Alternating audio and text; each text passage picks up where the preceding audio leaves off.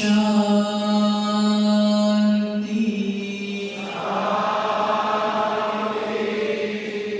शांति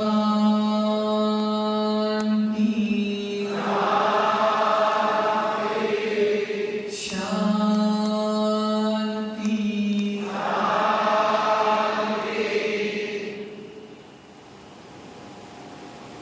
सिद्ध क्षेत्र कुंठलगिरी कुलभूषण मुनिराज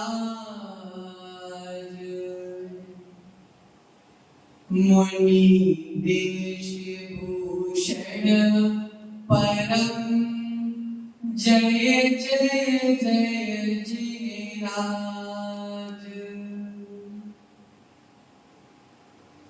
सिद्धार्थपुरी नगरी के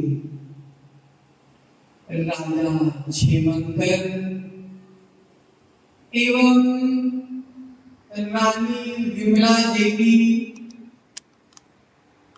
बड़ी सुख और शांति से अपना जीवन यापन कर रहे थे। बड़े भाग्य से, बड़े पुण्य से, बड़ी किस्मत से दो पुत्र रत्न की प्राप्ति हुई, जिनका नाम माता पिता ने कुलभूषण और वेशभूषण से अलंकृत किया। लालन पालन चलता रहा, बड़े ठाट बाट से राजकुमार का पालन पोषण होता रहा। अब बढ़ते बढ़ते बढ़ते बढ़ते लालन पालन करते हुए जैसे ही बच्चों की उम्र विद्या की हुई, वैसे ही माता पिता ने दोनों बच्चों को विद्या अर्जन के लिए गुरुकुल भेज दिया। और माता पिता ने आशीर्वाद दिया कि जाओ बेटा जाओ, अपनी विद्या को ग्रहण करो, अपना जीवन सफल बनाओ, जाओ। दोनों माता पिता ने आशीर्वाद देकर दोनों बच्चों को गुरुकुल भेज दिया। जब बच्चे गुरुकुल में पढ़ रहे थे, जब गुरुकुल में बच्चे को पढ़ने के लिए भेजा था, उसी अंतराल में, उसी बीच में, उसी समय में माता पिता को बड़े भाग्य से एक और संतान की प्राप्ति हुई, जो संतान पुत्री थी, और वह पुत्री के रूप में उनको तीसरी संतान की भी प्राप्ति हुई। पुत्री रत्न की प्राप्ति हुई। पुत्री का भी लालन पालन होते होते वह भी युवा अवस्था को प्राप्त हो गई। वह भी कन्या शीलवती सुकुमारी पढ़ लिख कर कुशाग्र बुद्धि वाली बनी। लेकिन हर रक्षा बंधन में रोती थी, हर रक्षा बंधन में इंतजार करती थी, हर रक्षा बंधन में फरियाद करती थी, मेरे भैया कब आएंगे, मेरे भैया कब आएंगे, मैं अपने भैया को राखी कब बांधूंगी, मैं अपने भैया को गले से कब लगाऊंगी, क्योंकि भैया ने बहन को कभी देखा नहीं था, बहन ने भैया को कभी देखा नहीं था। देखने की बहुत इच्छा थी। दुनिया में सबसे दुर्लभ रिश्ता भाई बहन का ही तो होता है। ओह, बहन रोती थी, बिलखती थी, मेरे भैया कब आएंगे, मेरे भैया कब आएंगे, मैं अपने भैया को कब राखी बांधूंगी। विद्या अध्ययन में समय बीतता गया, बीतता गया, बीतता गया। बीतते बीतते वह शुभ घड़ी आ गई, वह शुभ घड़ी आ गई, वह दिन आ गया। खबर आ गई कि राजपुत्र गुरुकुल से विद्या पूर्ण करके अपने नगर में पधार रहे हैं। सारे गांव में ऐलान हो गया, भैया सुनो सुनो सुनो सुनो, राजा के दो पुत्र देश भूषण कुलभूषण गुरुकुल से अपनी विद्या पूर्ण करके पुनः नगर में पधार रहे हैं। पूरे नगर में खुशियां छा गई, पूरे नगर में नृत्य गान प्रारंभ हो गया, पूरे नगर में मंगल आरतियां प्रारंभ हो गई, पूरे नगर में तोरण द्वार बन गए। सारे नगरवासी दोनों राजकुमार के दर्शन के प्यासे हर्षोल्लास पूर्वक सारे नगर में बधाइयां बढ़ना प्रारंभ हो गई। मुहूर्त देखते देखते गुरु ने शिष्यों के लिए आशीर्वाद प्रदान किया। शिष्यों ने आशीर्वाद ग्रहण किया और गुरु से क्षमा याचना की कि इतने काल में मेरे द्वारा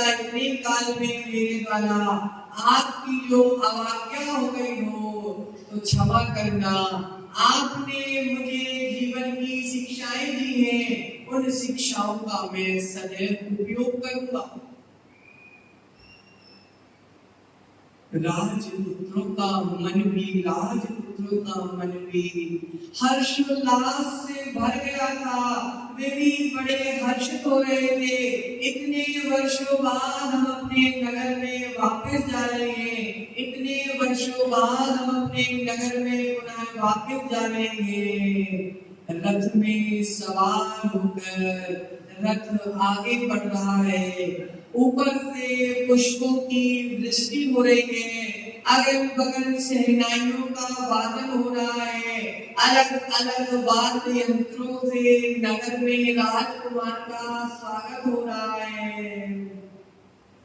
उस माता के मन से पूछो, उस माता के मन से पूछो जिस माता ने छोटी उम्र में अपने बच्चों को विद्या के लिए छोड़ दिया था, अब बच्चे वापस आ रहे हैं। माता की ममता, माता की ममता माता बनने के बाद ही जानी जा सकती। माता की ममता माता बनने के बाद ही जानी जा सकती है। माता दिल भी, माता रोम रोम रोम रोम पुलकित हो गया। मेरे राजकुमार आ रहे आ रहे आ रहे। बहन का मन प्रफुल्लित हो गया, मेरे भैया आ रहे हैं। अब मैं रक्षाबंधन मनाऊंगी, अब मैं दिवाली मनाऊंगी, अब तो मैं सारे त्योहार एक साथ मनाऊंगी। बच्ची छोटी बहन महल के झरोके में सज धज के इतना सुंदर रूप हो, देखने के साथ ही व्यक्ति मोहित हो जाए। ऐसा सुंदर रूप, ऐसा आकर्षित रूप, हाथ में पूजा की थाली लेकर के, हाथ में आरती लेकर के, झरोके में खड़े होकर के, खिड़की में खड़े होकर के इंतजार कर रही है। मेरे भैया अब आएंगे, मेरे भैया अब आएंगे, मेरे भैया अब आएंगे। जैसे ही राजपुत्रों का आगमन हुआ, राजपुत्रों की नजर अपनी छोटी बहन के ऊपर पड़ गई। ओ मनी मन वासना ने घेर लिया, मन भावनाओं ने घेर लिया। बड़ा पुत्र सोचे कि अब तो इस प्यारी कन्या से ब्याह तो मैं ही करूंगा। इस बड़े पुत्र ने सोचा इस कन्या से ब्याह मैं ही करूंगा। छोटे पुत्र ने देखा, ओ इतना सुंदर रूप, मैं तो ब्याह इसी से करूंगा। कामदेव के बाणों ने घायल कर डाला, 16 वर्षों की विद्या में लगी काम ज्वाला। एक निशाना सीधा साधा, दोनों तीर अभी, ऐसा विस्मय कभी हुआ ना, होगा नहीं कभी। अग्रज भाई सोच रहा है कि मैं ही ब्याह करूंगा। लघु भ्राता सोच रहा है मैं ही ब्याह करूंगा।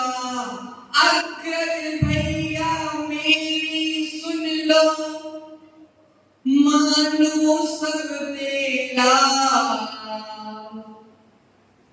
उस बाला से ब्याह करूं मैं, यही वचन मेरा। सबसे पहले मैंने देखी उस वे सुंदर बाला,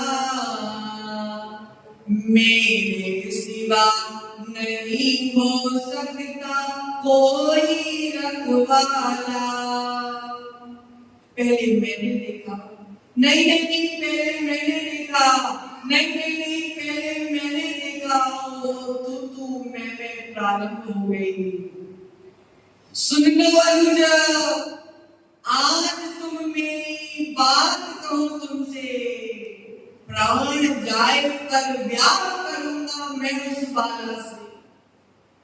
भातृ भावना भूल चुके वे, करने को मन की, निर्णय करने को तलवारें दोनों की खनकी। एक साथ जन्म लेने वाले, एक दूसरों के लिए जीवन कुर्बान करने वाले, एक थाली में प्यार से रोटी खाने वाले, एक दूसरे से अत्यंत प्रेम करने वाले, एक वासना के कारण, इस वासना के कारण गले मिलने वाले तलवार उठाने तैयार हो गए। दोनों भाइयों में तू मैं प्रारंभ हो गई, मैं करूंगी शादी, मैं करूंगा शादी। अब तो तलवारें ही न्याय करेंगी। दोनों बोल पड़े। जैसे ही नगर में प्रवेश हो रहा था, अब नगर में प्रवेश तो एक तरफ हो गया और युद्ध क्षेत्र में दोनों भाई लड़ने पहुंच गए। न्याय करेंगी ये तलवारें, दोनों बोले पड़े, जो दूजे को मार गिराए वही ब्याह करे। हुआ अचंबा सबको आखिर, क्या अनहोनी है,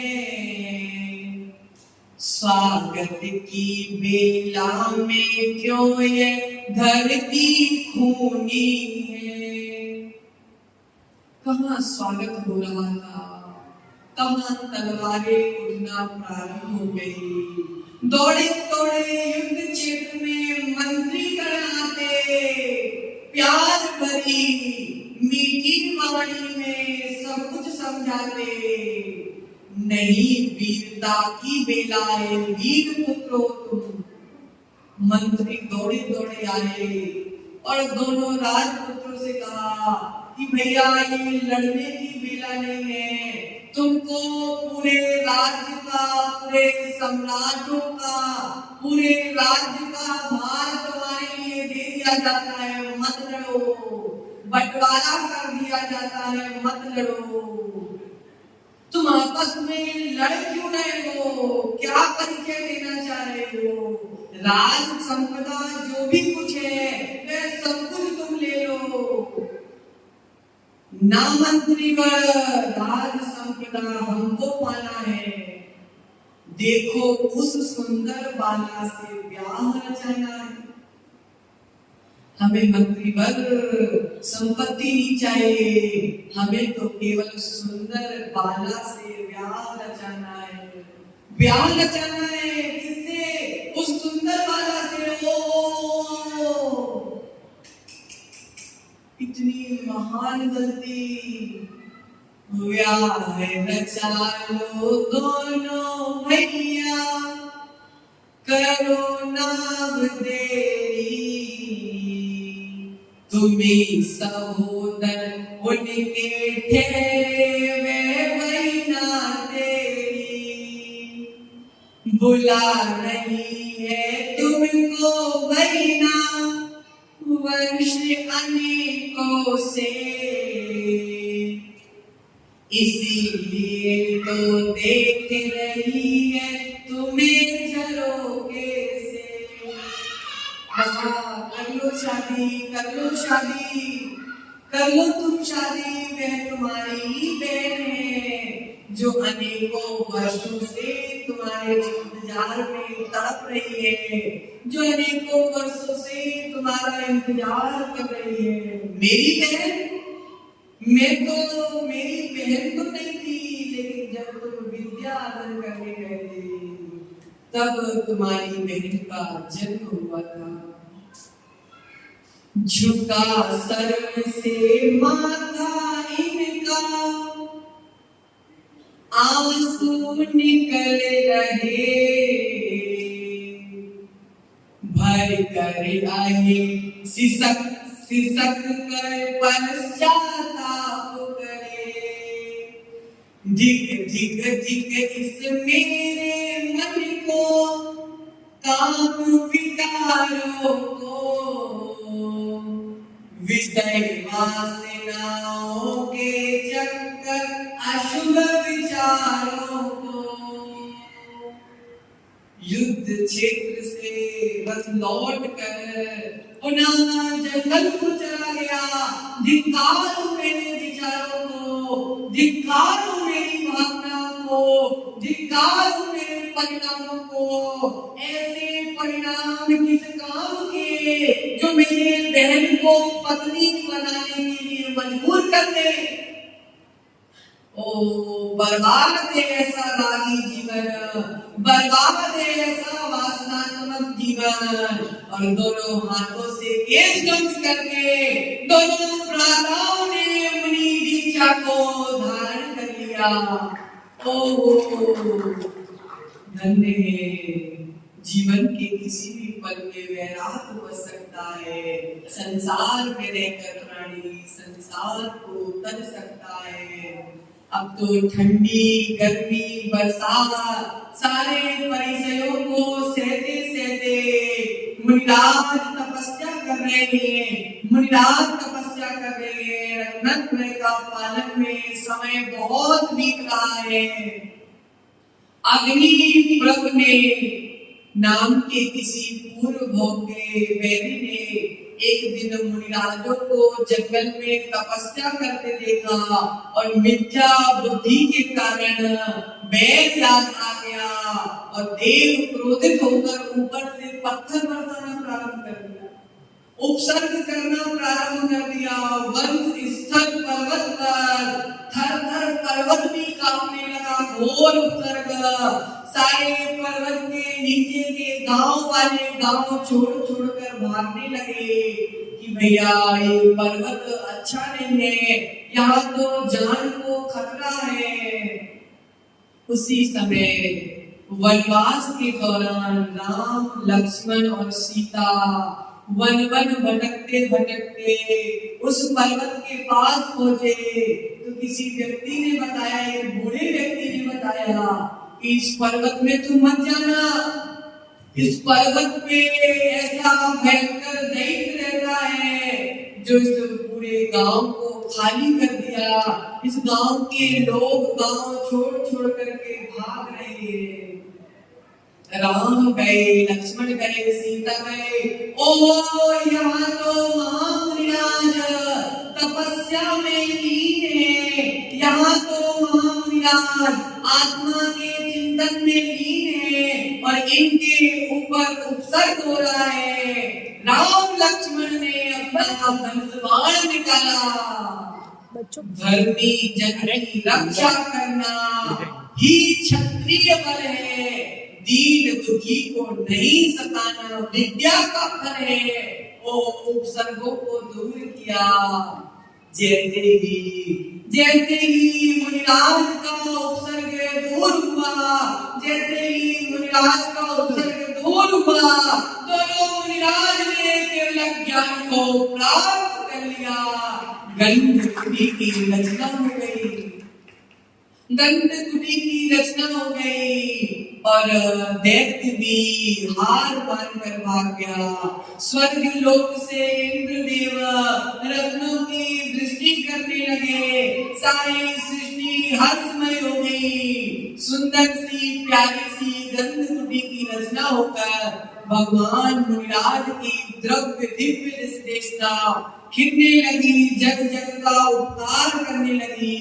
7 तत्व, 6 द्रव्य, 9 पदार्थ, अहिंसा, परमो धर्म की प्रभावना भगवान के निरक्षरी दिव्य ध्वनि से प्रारंभ हो गई। अब मुनिराज कुंथलगिरी पर्वत पर शुक्ल ध्यान में लीन हो गए, शिव मार्ग में आरूढ़ हो गए।